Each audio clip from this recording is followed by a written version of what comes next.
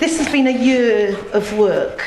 I'm not saying it's coming to an end now. We're very much hoping that this will launch us to other projects together. So, and anybody else, of course, is very welcome to join in. So TAPS Cymru is a project for a year.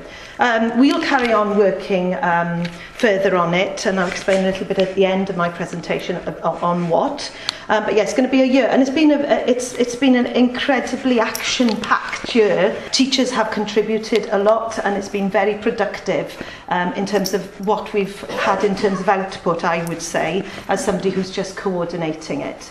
The team has involved, as Dan has introduced, Ruth, another primary colleague of mine, and Lisa Fenn. We're the tutors here, and Sarah, of course. And then the list of schools here, we've got them grouped into two groups there. TAPS project schools, who have had the main involvement. And they compose of 2 Welsh medium schools and 4 English medium schools, all in the South East Wales. TAPS associate schools, I will name these, St Fagans and Marlborough, because they've actually been involved and have helped us along. They've come along to the days and they've helped to provide extra examples for us, and also some primary science teaching trust schools.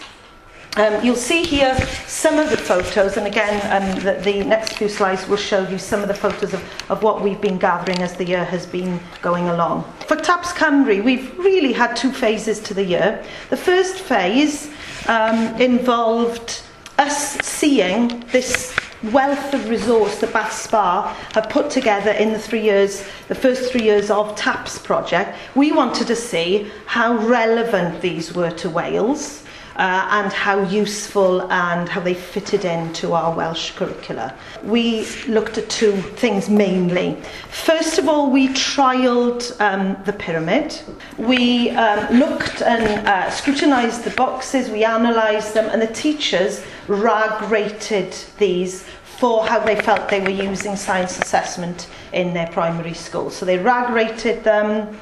They also then annotated them. And that gave us a way into looking to gather examples from their school. So that was the first practice that we had, and we concluded there was a strong consensus that this pyramid was useful, purposeful for our needs in Wales. So tick the box for that one. Excellent. Thank you very much, Bath Spa and the TAPS team. So we didn't need to modify anything.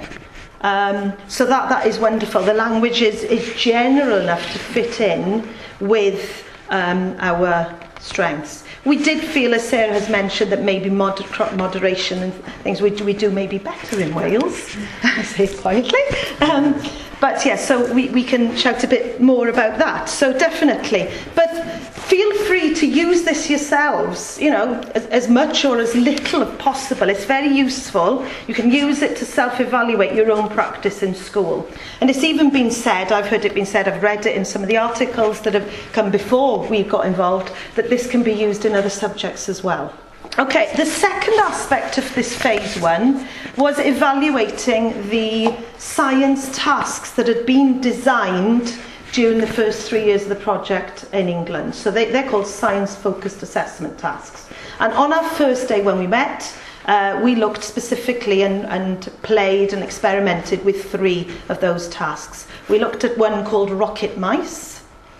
We looked at one which was string telephones, and the final one we looked at was a sugar lump tower and mixing it with food colour and see how long. That was fascinating. I'd never ever seen it before. So some will be familiar and some will be brand new, the tasks on the website. So we played with those, and then what happened following that first day, that the teachers trialled them in schools, or they were free to trial other tasks that they fancied from the database. So we fully endorse these tasks. We haven't trialled all of them, but the ones that we've had a look at, we feel are very purposeful and meaningful. Starting phase 2, which has been what we've worked on for the second half of the year, whereby we were designing brand new tasks. So this was more developmental in terms of our input into TAPS. We were looking to generate original new tasks that would work for the Successful Futures and Donaldson curriculum. So once again, phase 2, we feel we're endorsing this as well. Next, our aim, where we're going next, We need to always be moving forward, but our aim next is to populate, as Sarah has already said, examples about 2 or 3 different schools. We've got plenty of examples to sit behind these. So that's going to be coming your way soon. So please keep an eye on the PSTT website and the TAPS links.